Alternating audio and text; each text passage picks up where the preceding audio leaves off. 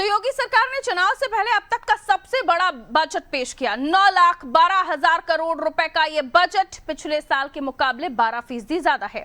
वित्त मंत्री सुरेश खन्ना ने बजट में शिक्षा, स्वास्थ्य, रोजगार, महिला इंफ्रास्ट्रक्चर पर खास फोकस रखा है और 43,000 करोड़ रुपए की नई योजनाओं की घोषणा भी की है।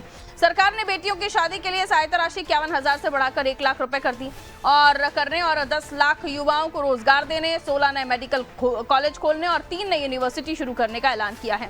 बजट में 7 शहरों को स्मार्ट सिटी की तर्ज पर विकसित करने, मेधावी छात्रों को स्कूटी देने, free tablet, smartphone, north east corridor, जेवर एयरपोर्ट के 5 रनवे, एआई के लिए 225 करोड़, अयोध्या निमिषारण्य विकास और छुट्टा गौवंश के रखरखाव जैसे कई बड़े प्रावधान किए गए हैं।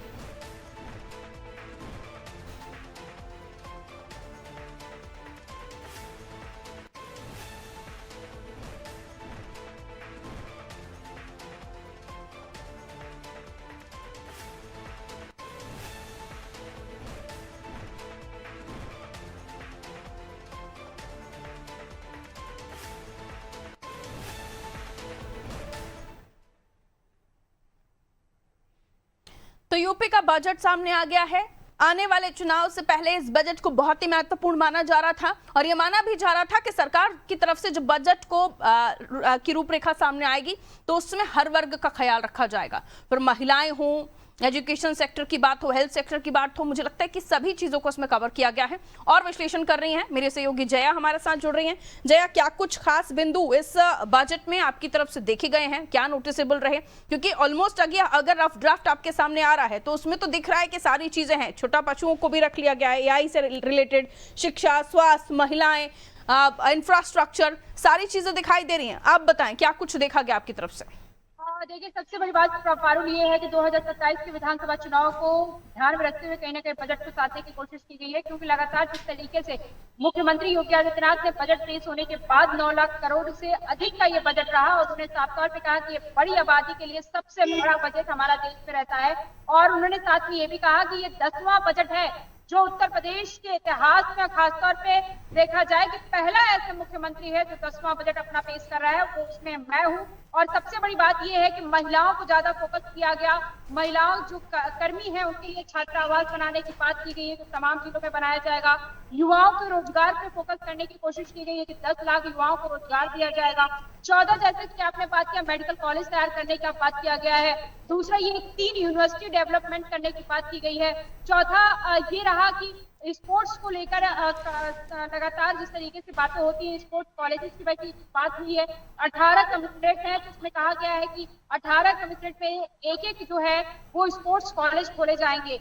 जो तमाम जो कन्याएं थी जिसमें कन्या धन दिया जाता था कि शादी विवाह के लिए, वो 50,000 से 1 लाख रुपए कर दिए गए हैं।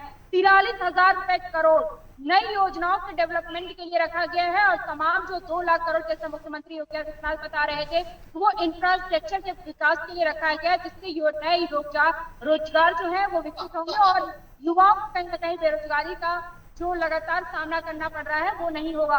लेकिन इन सबके बीच सबसे बड़ी बात ये रही है कि लगातार ये सरकार से सवाल मुख्यमंत्री योगी आदित्यनाथ एक तरफ जहां प्रेस कॉन्फ्रेंस कर रहे थे, वहीं दूसरी तरफ विपक्ष के जो नेतृत्व करता है सत्ता विरोधी खासतौर पे अखिलेश यादव ने प्रेस कॉन्फ्रेंस करते हुए मुख्यमंत्री योगी आदित्यनाथ को काफी टारगेट करते हुए उन्होंने कहा कि पहली बात तो ये है कि बजट कितना पेश किया गया ये मायने नहीं रखता, बजट कितना खर्च हुआ। युवाओं को रोजगार देने की बातचीत की जा रही, युवाओं को कितना रोजगार दिया गया।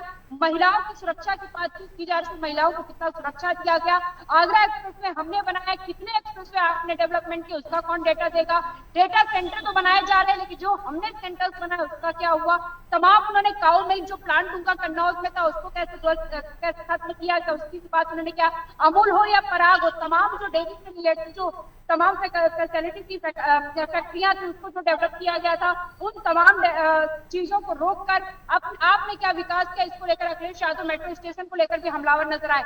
सबसे बड़ी बात यह है पारुल कि जिस तरीके से मुख्यमंत्री ने बजट तो पेश किया है लेकिन सत्ता पक्ष के विरोधी जिस तरीके से समाजवादी पार्टी है उसका कहना है कि सबका सब छलावा है। और सबसे बड़ी बात है कि माइनॉरिटी कम्युनिटी के जो समाजवादी पार्टी के विधायक है, जब हमने बात किया तो उनका साफ तौर पर कहना था मुसलमानों के लिए क्या दिया, मुसलमानों के लिए अलग व्यवस्था क्या दी, पीढ़ियों को कहीं ना कहीं छला गया है, पीढ़ियों के लिए कोई व्यवस्था नहीं किया गया। यानी कि बजट में भी समाजवादी पार्टी ने जाति विभेद करने की कोशिश की है और जाति को कहीं ना कहीं सबसे ज्यादा सर्वप्रथम रखने की कोशिश किया गया है। अब अखिलेश यादव इस बात को लेकर सवाल कर रहे हैं कि पीडीओ को क्या सुविधा दी गई, पीडीए के लोगों को नौकरियां छीना गया, ऐसा अखिलेश यादव ने प्रेस कॉन्फ्रेंस में आरोप लगाया है। तो सबसे बड़ी बात यही है कि लगातार जिस तरीके से समाजवादी पार्टी, जहां मुख्यमंत्री योगी आदित्यनाथ ये कह रहे हैं कि ये 10वां बजट पहला कोई मुख्यमंत्री को पेश कर रहा है, तो वही विपक्ष ये कह के हमलावर नजर आ रहा है कि सरकार का और भाजपा सरकार का ये अंतिम बजट होगा और इसके बाद समाजवादी पार्टी के मुखिया इसके बाद का जो बजट है वो पेश करेंगे। तो ये सियासत के भी कहीं ना कहीं घिरता जा रहा है और बजट को लेकर जहां एक तरफ सरकार जो अपना शाबाशी अपना पीठ थपका पा रही है, तो वही विपक्ष जो है अपनी तमाम किसान, बेरोजगारी, युवाओं का मुद्दा लेकर, महिला सुरक्षा का मुद्दा लेकर सरकार को सभा में जो है घेरने की कोशिश कर रहा है। आज बजट पेश हो गया, बजट के बाद तमाम जो प्रक्रियाएं पूर्ण हो गई हैं। हालांकि कुछ घंटे और हैं जो बजट पे चर्चा होंगी, लेकिन हमें जो पता चला है कि विपक्ष जो है पूरी तरीके से कल की तारीख में बजट सत्र पे और जो सरकार ने बजट किया है उसको लेकर तमाम पीडीए का मुद्दा उठाएगा और सरकार से ये सवाल पूछेगा जो उसके मुख्य मुद्दे हैं पीडीए और मुसलमान, इन मुद्दों को लेकर सरकार से वो सवाल पूछेगा कि आपने मुसलमानों के लिए बजट में क्या व्यवस्था किया है, पीडीए समाज के लिए आपने क्या व्यवस्था किया, अगर 10 लाख नौकरियां देना है तो सरकारी नौकरी देने का क्यों नहीं वादा किया है, जो अभी तक नौकरी देने की बात की जा रही है उसमें पीडीए के लोगों का आरक्षण क्यों घपला किया गया।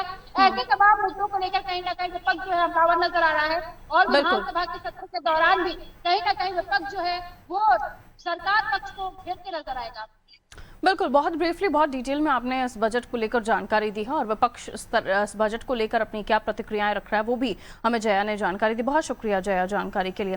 हालांकि इसको लेकर बजट में भी जाति और जाति वाली राजनीति करने के विपक्ष की ये सोच ये बताती है कि आपको सिर्फ अपना क्या एजेंडा ही चलाना है, क्योंकि ये जो योजनाएं हैं, ये जो बजट में प्रावधान है, ये सभी के लिए हैं, ये हर एक नागरिक उत्तर प्रदेश का उसको ध्यान में रखते हुए है।